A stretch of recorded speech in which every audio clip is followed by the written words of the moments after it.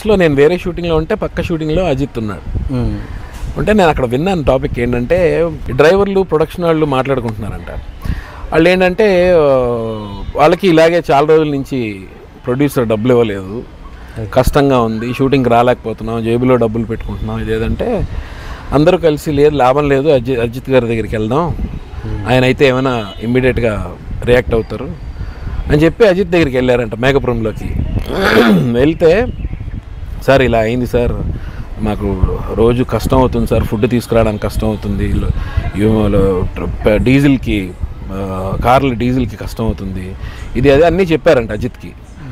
చెప్తే అది మీ ప్రాబ్లం, నేనేం చేయగలను అన్నాడంట. నేను నాకు సంబంధం ఏంటి, మీరు వచ్చి నన్ను అడుగుతారు, మీరు ప్రొడ్యూసర్ గారిని కదా అడగాలి, నేనేం చేయగలను, నేనేం చేయలేను, మీరు దయచేసి మీ ప్రాబ్లం మీరు చూసుకోండి అని చెప్పి పంపించేశారు. వీళ్ళకి షాక్.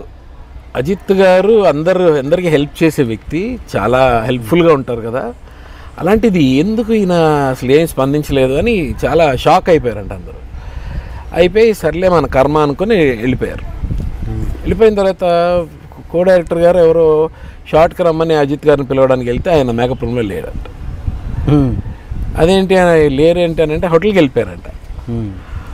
హోటల్కి వెళ్ళిపోయారని ప్రొడక్షన్ మేనేజర్లు వాళ్ళు ఫోన్లు చేస్తున్నారు, సార్ వెయిట్ చేస్తున్నారు అంటే, లేదు వాళ్ళందరూ క్లియర్ చేయండి, చాలా రోజుల నుంచి వాళ్ళు పెండింగ్ ఉన్నాయంట, వాళ్ళందరూ మీరు క్లియర్ చేయండి, లేకపోతే నన్ను చేయమని చెప్పండి, నేను చేస్తాను, తర్వాత నాకు సెటిల్ చేయండి, ఏదో ఒకటి చేద్దాం, అయిన తర్వాతే షూటింగ్ చేద్దాం అని అజిత్ చెప్పాడు. ఈ విషయం తెలిసింది యూనిట్ మొత్తం టెక్నీషియన్స్ అందరికీ. ఓకే, మన దగ్గర ఏమో మీరు నా ప్రాబ్లం కాదు కదా, మీరే చూసుకోవాలి కదా అని చెప్పి టక్కని ఆయన వెళ్ళిపోయారు. అంటే అసలు ఎలాంటి వ్యక్తి ఆయన అని చెప్పి నేను చాలా హ్యాపీ ఫీల్ అయ్యాను. బికాజ్ నాకు అజిత్ నాకు ఫస్ట్ ప్రేమ పుస్తకం నుంచి మంచి ఫ్రెండ్. సో విని చాలా దట్ ఈస్ తల అనుకుంటా అజిత్ అనుకుంటా. అంటే అక్కడ చెప్పకపోవడంలో రీజన్ ఏంటి? ఎక్కడ క్యారవాన్లో చెప్పకపోవడానికి? అదే మేకప్ రూమ్లో అది ఆయన స్టైల్. ప్రొడ్యూసర్ని తక్కువ చేయడం ఇష్టం లేదేమో. ఏమో మేబీ అది కూడా అవ్వచ్చు. అక్కడికక్కడ పిలిచి ఆయన ముందర అడిగి ఇబ్బంది పెట్టేటుంటుంది కదా, మేబీ అది కూడా అవ్వచ్చు. అందుకనే వెళ్ళిపోయి నాకు తెలియదు, నాకు సంబంధం లేదని చెప్పి ఆయనే మీద వేసుకుని మొత్తం అందరికీ క్లియర్ చేయించారట. రెడ్ అనే షూటింగ్. ఓ రెడ్డా, ఓకే. ఈ క్యారెక్టర్ మీ ఇంట్లో అయితే తెలుసు కదా, వైఫ్కి ఈ క్యారెక్టర్ ఇలా ప్రతి దాంట్లో ఇన్వాల్వ్ అవుతాడు, ఇలా తగవులు పరిష్కారం చేస్తుంటాడు, ఇలాంటి క్యారెక్టర్ అని తెలుసు కదా, ఎప్పుడన్నా రిస్ట్రిక్ట్ చేస్తుంటుందా తను? అంటే ఎందుకు మనకి ఇవన్నీ అని? లేదు, తను అంతే. అవునా? ఓకే. తప్పుంటే మాట్లాడాలి అనే తత్వమే, అడగాలి, నువ్వు ఎందుకు అడగవు అంటూ.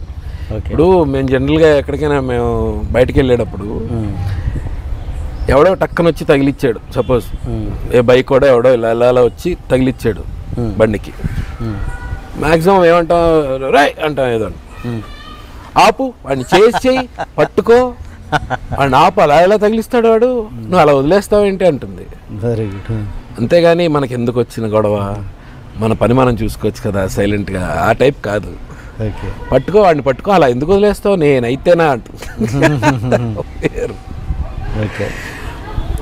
ఎందుకంటే ఇంతకుముందు అజిత్ టాపిక్ వచ్చింది కాబట్టి అజిత్ తోటి మంచి రిలేషన్ అని విన్నాను. అజిత్ సమీర్కి ఆల్మోస్ట్ క్లోజ్, ఫస్ట్ సినిమా చేశారు కాబట్టి. ఎందుకంటే ఆ రిలేషన్ని ఎందుకు సమీర్ వాడుకోడు అంటే, మనం అంటే నామోషి అడగడానికి, అంటే మనం ఇక్కడికి వచ్చింది క్యారెక్టర్స్ చేయడానికి కదా, క్యారెక్టర్స్ అడుక్కోవడం మీన్స్ అడుక్కోవాలి, తప్పదు కదా, తప్పేం లేదు కదా దాంట్లో. నామోషియా సమీర్కి? లేదు, నామోషి కాదు, నా తత్వం కాదు అది. నేను ఇందాక అదే చెప్పాను, నాకున్న డ్రాబ్యాక్ అదొకటే.